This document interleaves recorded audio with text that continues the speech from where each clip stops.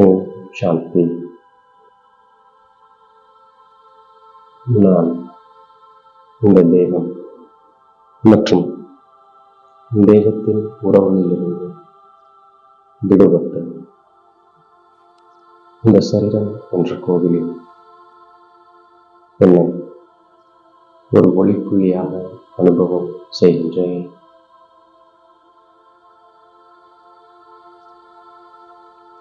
நான் இப்பொழுது தந்தை கொடுத்த ஒவ்வொரு சோமானங்களையும் சிந்தனை செய்து பார்க்கின்றேன்.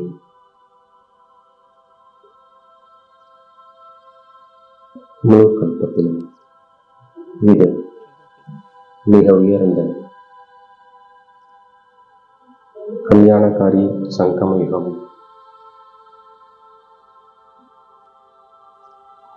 இதில் நான் நினைவின் சாக்கிரின் மூலமாக சதப்பிரதானம் ஆகின்ற ஆத்மா.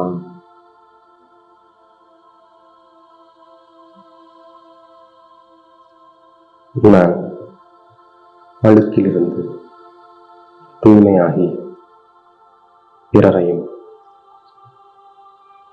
தூய்மையாக ஆக்குகின்ற வேலையை செய்கின்ற ஆத்மா.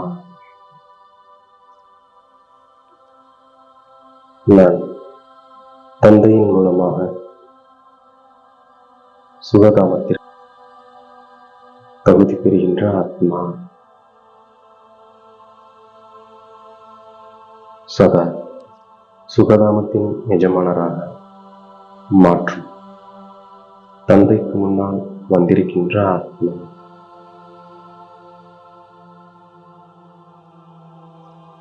நான் தந்தையிடம் ஆஸ்தி பெற்றுக் கொண்டிருக்கின்ற ஆத்மா.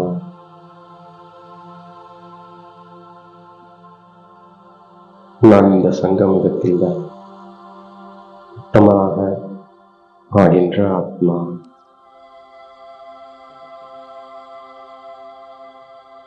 நான் உண்மையில் சாந்திதாமத்தில் இருக்கின்ற ஆத்மா. இப்போது நான் தந்தையின் மூலமாக புத்தியின் பூட்டை திறந்துவிட்ட ஆத்மா.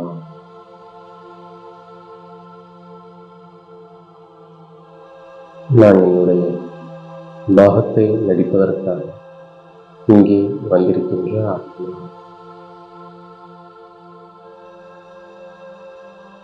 நான் முரளி கேட்கும்போது நேரில் அதிக போதையுடன் இருக்கின்ற ஆத்மா.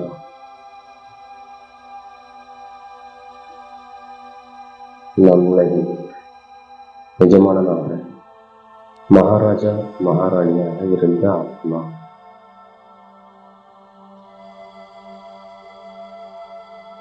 நான் ஸ்ரீமத் மூலமாக மிக உயர்ந்தவனாக ஆகின்ற ஆத்மா. எனக்கு என்ன பாகம் கிடைத்திருக்கிறது அதை நான் நடித்துக் கொண்டிருக்கின்ற ஆத்மா. நான் முயற்சி செய்து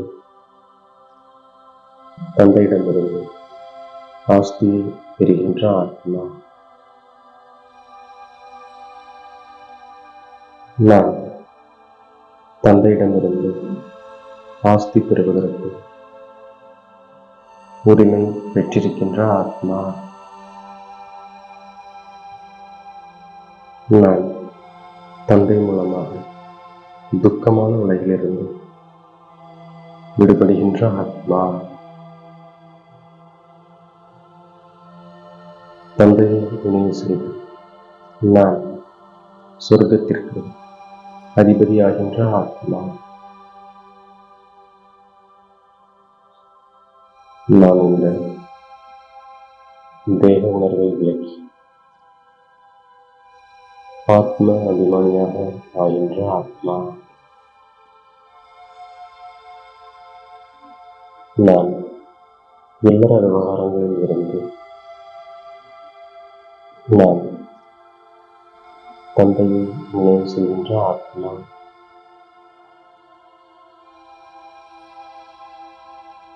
தந்தை தித்திக்கும் சாக்ரீனாக இருக்கின்றார்.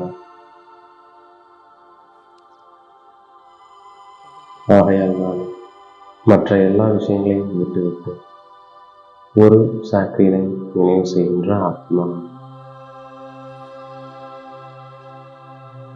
நான் தந்தையிடமிருந்து சுகத்தின் ஆஸ்தியை பெற்று அனைவருக்கும் சொல்கின்ற ஆத்மா.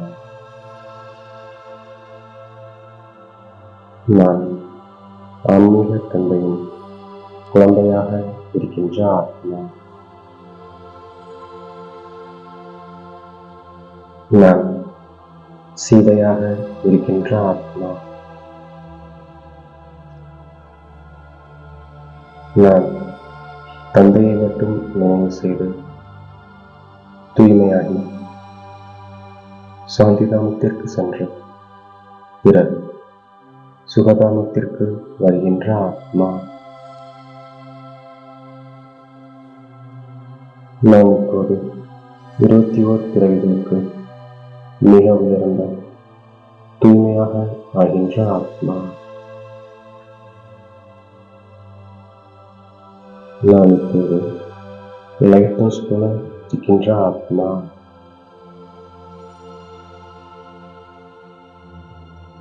நான் இப்போது எல்லோருக்கும் வழி சொல்கின்ற ஆத்மா.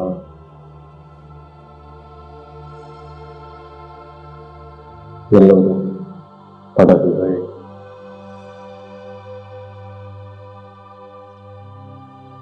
நான் பைலட்டாக வழிகாட்டியாக இருக்கின்ற ஆத்மா.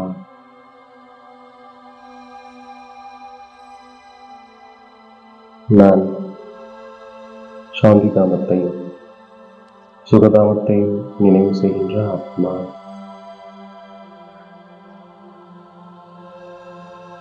நான் எதுவரை வாழ்கின்றேனோ அதுவரை ஞான மிருகத்தை பருகிக் கொண்டே இருக்கின்ற ஆத்மா.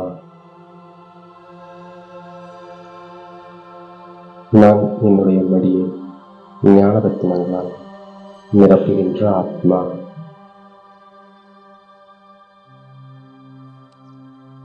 நான் யோக அக்னியால் ஆத்மா வடிவ சீதை தூய்மையாக்குகின்ற ஆத்மா. நான் விஸ்தாரத்திற்கு செல்லாமல் ஆத்ம அபிமானி ஆவதற்கு முயற்சி செய்கின்ற ஆத்மா. சதா சிந்தனை மூலமாக மூழ்கிய நிலையில் கடலில் கலக்கும் அனுபவத்தை பெறும் அனுபவ மூர்த்தி ஆத்மா.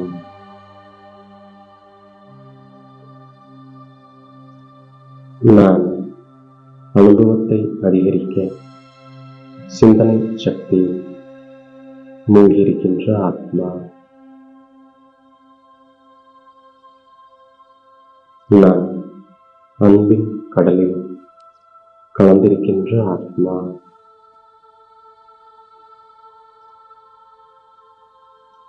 நான் அனுபவங்களின் குளத்தில் குளிக்காமல் கடலில் மூழ்கின்ற ஆத்மா. நான் ஒவ்வொரு எண்ணமும் ஒவ்வொரு நொடியும் சக்திசாலியாக வைத்து ஞான சுரூபமாக இருக்கின்ற ஆத்மா. நான் கர்மாதித்தாவதற்காக அனைத்து கர்ம பந்தனங்களிலிருந்து விடுபட்டு விலகி இயற்கை மூலமாக பெயருக்கு கர்மம் செய்கின்ற ஆத்மா.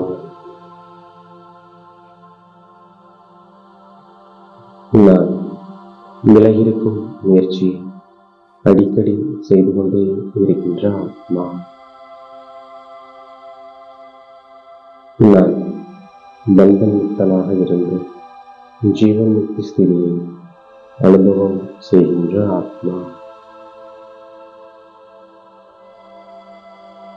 இவ்வாறாக பாப்தாதா கொடுத்த ஒவ்வொரு சோமானங்களும் புத்தி என்ற பையில் நிறைத்துக் கொண்டு அதை நாள் முழுவதும் ஒவ்வொரு காரியத்திலும் பயன்படுத்தி வெற்றி மூர்த்தியாக ஆகின்றேன்.